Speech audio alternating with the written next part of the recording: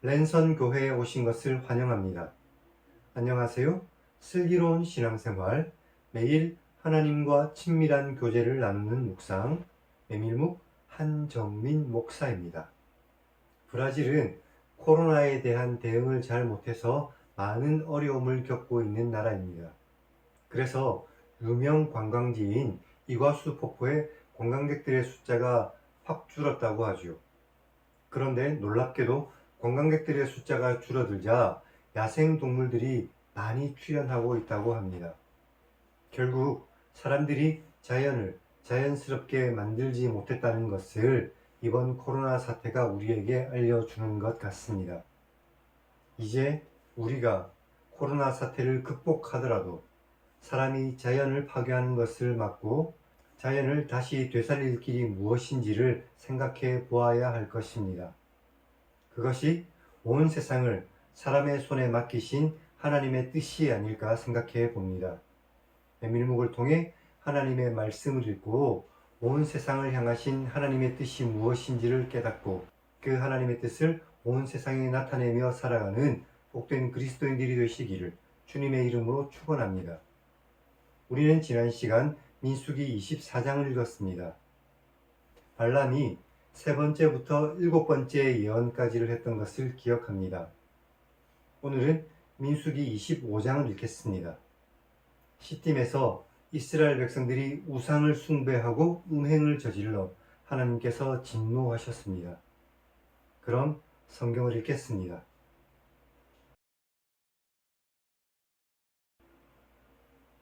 이스라엘이 시딤에 머물러 있었는데 그 백성이 모압 여자들과 음행하기를 시작했습니다. 그 여자들이 자기 신들에게 제사할 때 이스라엘 백성을 부르자 백성이 먹고 그들의 신들에게 절하며 이스라엘이 바알 부올에게 가담했습니다. 그래서 여호와께서 이스라엘에게 진노하셨습니다. 여호와께서 모세에게 말씀하셨습니다. 백성의 수령들을 잡아 태양을 향하여 여호와 앞에 목매어 달라. 그리하면 여호와의 진노가 이스라엘에게서 떠날 것이다. 모세가 이스라엘 재판관들에게 말했습니다. 너희는 각각 바알 부올에게 가담한 사람들을 죽여라. 이스라엘 자손의 온 회중이 회막문에서 울 때 이스라엘 자손 한 사람이 모세와 온 회중의 눈앞에서 미디안의 한 여인을 데리고 그의 형제에게로 왔습니다.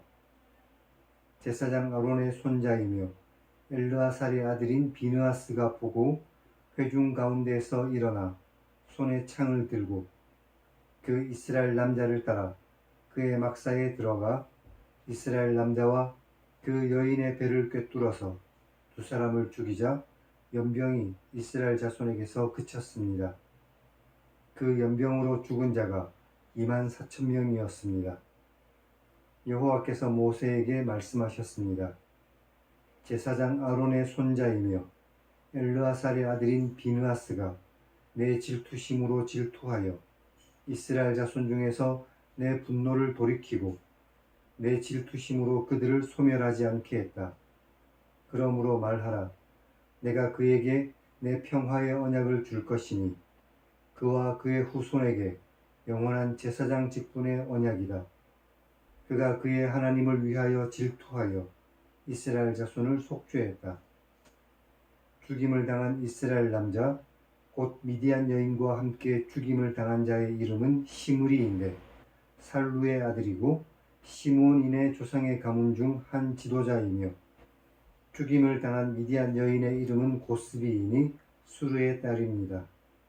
수르는 미디안 백성의 한 조상의 가문의 수령이었습니다. 여호와께서 모세에게 말씀하셨습니다. 미디안인들을 대적하여 그들을 쳐라. 이것은 그들이 속임수로 너희를 대적하여 부올의 일과 미디안 지휘관의 딸 곧 부올의 일로 연병이 일어난 날에 죽임을 당한 그들의 자매 고스비의 사건으로 너희를 유혹했기 때문이다.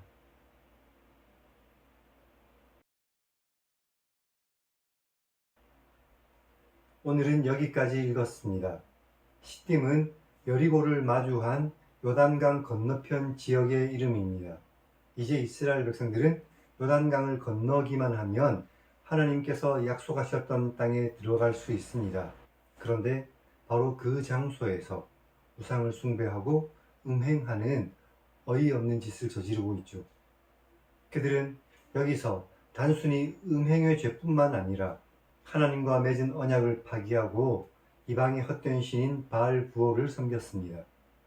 그래서 하나님께서는 이스라엘 안에서 이런 모든 죄악들을 완전히 끊어내기를 원하셨습니다. 6절에 보면 이스라엘 온 회중이 회막 앞에서 울고 있었습니다. 그들이 운 이유는 하나님의 징벌 때문이었는데 이스라엘 회중 가운데에 연병이 돌고 있었습니다. 그런데 그때 이스라엘 자손 중에 한 사람, 그러니까 시므온 지파의 시므리라고 하는 사람이 미디안 여인 고스비를 데리고 자신의 장막으로 들어갔습니다. 하나님의 징벌 가운데 있는 이스라엘 백성들의 눈앞에서 보인 이들의 행동은 하나님의 말씀과 하나님의 거룩을 경멸하는 상상조차 할 수 없는 행위였습니다. 그래서 그때 아론의 손자 비느하스가 창으로 그 두 사람을 찔러 죽였죠. 그리고 연병이 그쳤습니다. 그 연병으로 죽은 사람의 숫자가 24,000명에 이릅니다. 하나님께서는 비느하스에게 평화의 언약을 주셨습니다. 그것은 그와 그의 후손에게 주는 영원한 제사장 직분의 언약이었죠. 우리 역시 이제 하나님의 제사장으로서 이 세상 속에서 하나님께서 미워하시는 죄악을 멀리하며 살아가는 그런 그리스도인들이 되어야 할 것입니다. 그럼 하나님 1인칭 시점의 성경 읽기를 시청하시기 바랍니다. 하나님의 백성이 우상을 섬기는 것을 극도로 미워하시는 하나님을 만날 수 있습니다. 이방의 헛된 신을 버리고 오직 하나님만을 섬기는 복된 그리스도인들이 다 되시기를 주님의 이름으로 간절히 축원합니다. 그럼 다음 시간에 뵙겠습니다.